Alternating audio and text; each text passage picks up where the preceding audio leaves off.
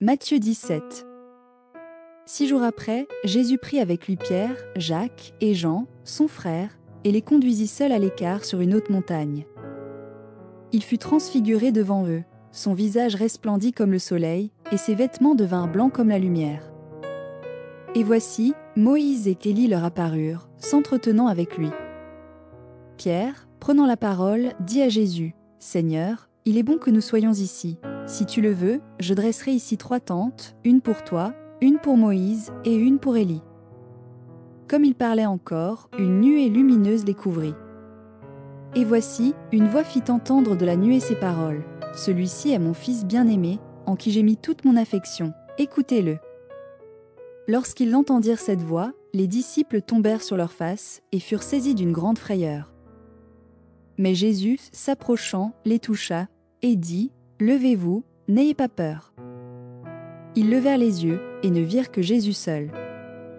Comme ils descendaient de la montagne, Jésus leur donna cet ordre, « Ne parlez à personne de cette vision, jusqu'à ce que le Fils de l'homme soit ressuscité des morts. » Les disciples lui firent cette question, « Pourquoi donc les scribes disent-ils qu'Élie doit venir premièrement ?» Il répondit, « Il est vrai qu'Élie doit venir, et rétablir toutes choses. Mais je vous dis qu'Élie est déjà venu, et qu'ils ne l'ont pas reconnu, mais qu'ils l'ont traité comme ils ont voulu.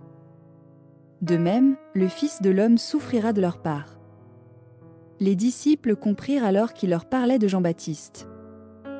Lorsqu'ils furent arrivés près de la foule, un homme vint se jeter à genoux devant Jésus, et dit, « Seigneur, aie pitié de mon fils, qui est lunatique et qui souffre cruellement. Il tombe souvent dans le feu, et souvent dans l'eau. Je l'ai amené à tes disciples, et ils n'ont pas pu le guérir. » « Race incrédule et perverse, répondit Jésus, « jusqu'à quand serai-je avec vous? Jusqu'à quand vous supporterez-je? Amenez-le-moi ici. » Jésus parla sévèrement au démon, qui sortit de l'enfant, et celui-ci fut guéri à l'heure même.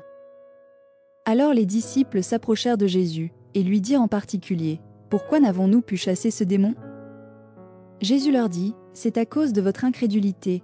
Je vous le dis en vérité, si vous aviez de la foi comme un grain de moutarde, vous diriez à cette montagne, « Transporte-toi d'ici là », et elle se transporterait, rien ne vous serait impossible.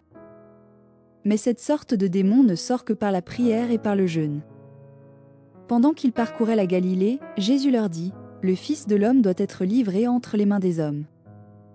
Ils le feront mourir, et le 3e jour il ressuscitera. » Ils furent profondément attristés. Lorsqu'ils arrivèrent à Capernaüm, ceux qui percevaient les 2 drachmes s'adressèrent à Pierre, et dirent, « Votre maître ne paie-t-il pas les 2 drachmes? » « Oui, dit-il. » Et quand il fut entré dans la maison, Jésus, prenant les devants, lui dit, « Que t'en semble, Simon? Les rois de la terre, de qui perçoivent-ils des tributs ou des impôts? De leurs fils ou des étrangers? » Il lui répondit, « Des étrangers. » Et Jésus lui dit, « Les fils en sont donc exemptés. Mais, pour ne pas les scandaliser, va à la mer, jette l'hameçon, et tire le premier poisson qui viendra. Ouvre-lui la bouche, et tu trouveras un statère. Prends-le, et donne-le leur pour moi et pour toi. »